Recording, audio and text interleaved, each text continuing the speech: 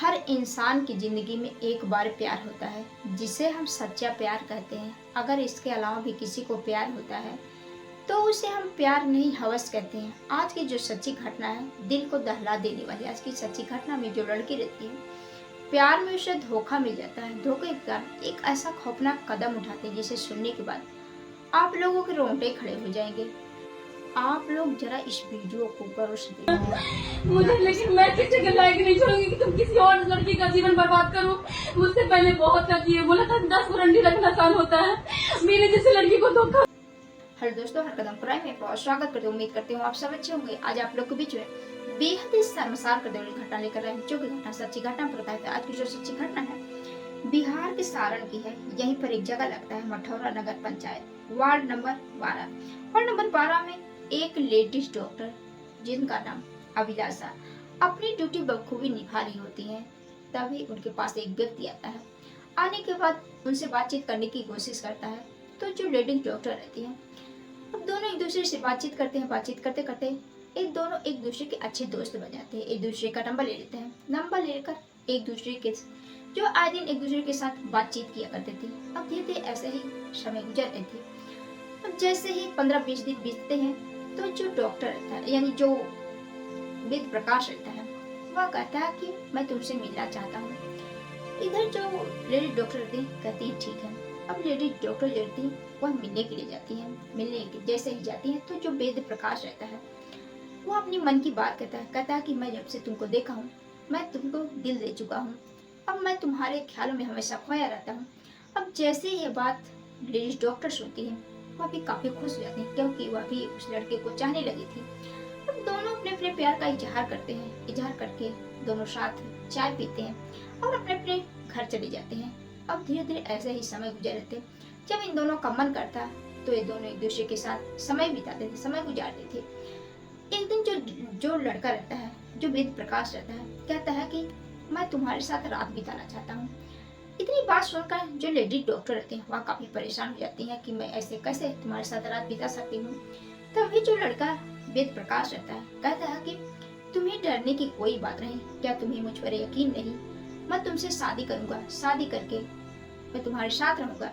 अब उसे जो है झांसा देता है। अब इधर जो लेडीज डॉक्टर रहती है उसकी बातों में आ जाती है। आने के बाद इधर जो लेडीज डॉक्टर रहती है कहती है ठीक है, तुम शाम को हमारे रूम पर चले आना।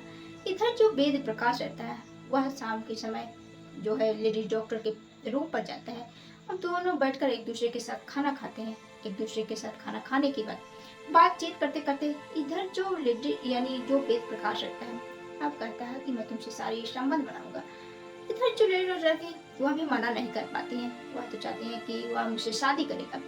इसलिए अब जो वेद प्रकाश रहता है लेडीज डॉक्टर के एक कपड़े निकालने लगता है। निकालने के बाद अब दोनों एक दूसरे के साथ शारीरिक संबंध बनाते हैं। अब एक बार जब शारीरिक संबंध बनाने के सिलसिला शुरू होता है तो रुकने का नाम ही नहीं लेता है।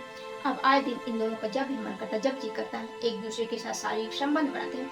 अब ऐसे ही सिलसिला चलता रहता है। अब धीरे धीरे लगभग 3 महीने बीत जाते हैं।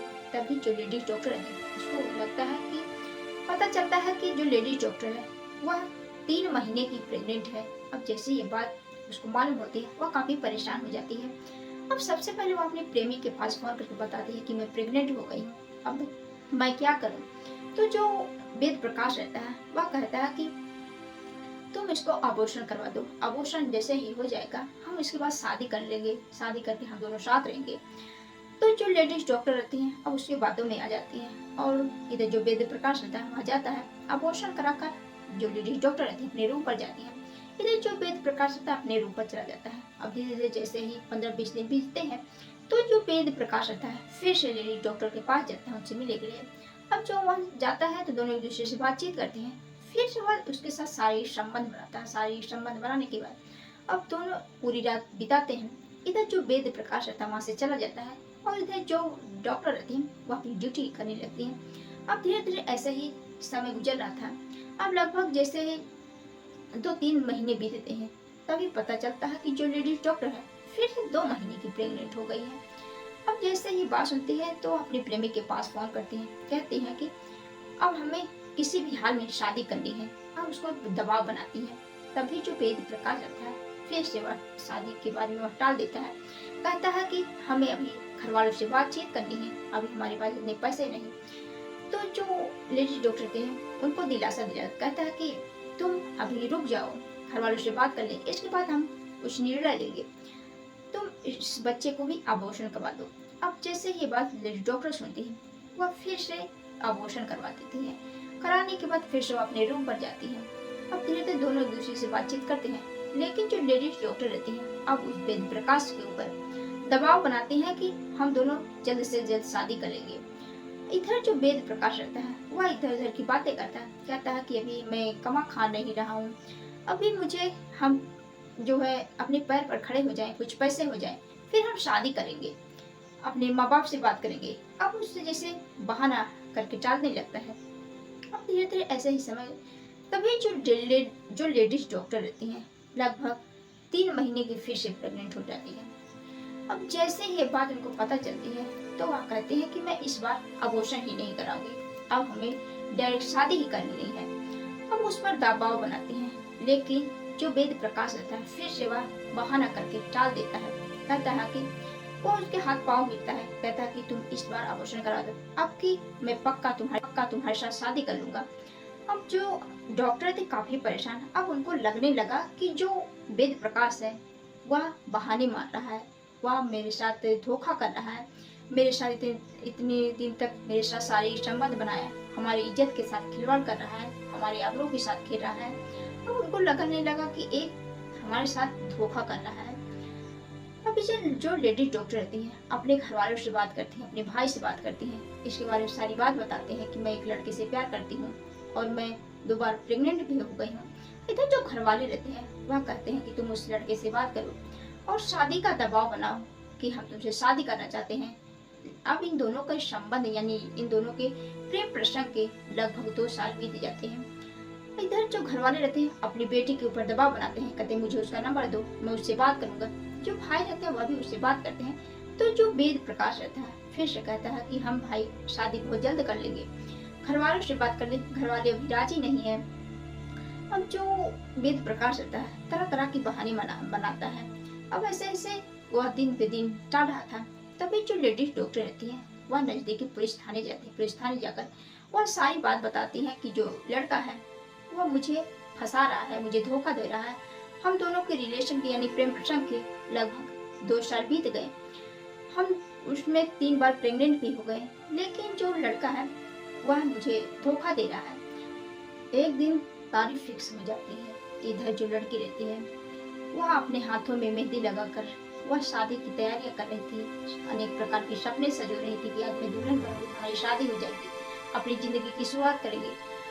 फूल जो माला रहते हैं सभी इंतजाम हो चुके थे, लेकिन जो लड़का रहता है वह मना कर रहा था, कहता है कि मुझे कोई काम है, मैं नहीं आ पाऊंगा। इतने में जो लड़की रहती है वह गुस्सा हो जाती है डॉक्टर, वह शाम को अपने घर बुलाती है, कहती है कोई जरूरी काम है तुम घर आ जाओ। इधर जो लड़का रहता है वेद प्रकाश घर आता है। घर आने के बाद जो वेद प्रकाश रहता है कहता है कि मैं तुम्हारे साथ शारीरिक संबंध बनाऊंगी, जिद करता है। तो जो लड़की रहती है गुस्से में उसका प्राइवेट पार्ट काट देती है। अब जैसे ही प्राइवेट पार्ट काटती है तो जो वेद प्रकाश रहता है वह रोने चीखने चिल्लाने लगता है। इधर जो लड़की रहती है तो पुलिस थाने में फोन कर बताते हैं। पुलिस वाले मौके पर पहुंचते हैं, उस लड़की से पूछताछ करते हैं। तो जो लड़की रहती है वह बताती है कि 2 सालों से हम दोनों का प्रेम प्रसंग चल रहा था, यह हमें ब्लैकमेल कर रहा था। वह कहता है कि मैं तुमसे शादी करूंगा, झांसा देता था, मैं तुम्हारे साथ पूरी जिंदगी बिताऊंगा, तुम्हें खुश रखूंगा। लेकिन ये शादी के दिन रख के वह टाले जा रहा था। इस दिन हमारी शादी थी, हम मेहंदी लगाकर तैयार थे, हमारे घर परिवार वाले सभी लोग काफी खुश थे। शादी का जो है हमारे घर में फूल माला आ चुका था, लेकिन जो लड़का है वह साफ मना कर रहा है, कहता है कि मैं शादी नहीं करेंगे, हम शादी नहीं करेंगे, हम आजीवन ऐसे ही रहेंगे। क्या कोई ऐसे ही रह सकता है? तो दोस्तों आप लोग इस घटना के बारे में क्या कहना चाहते हैं कमेंट बॉक्स में जरूर बताइएगा। आप लोगों को यह कहानी पहुंचाने का मकसद किसी को परेशान करना नहीं, बल्कि आप लोगों को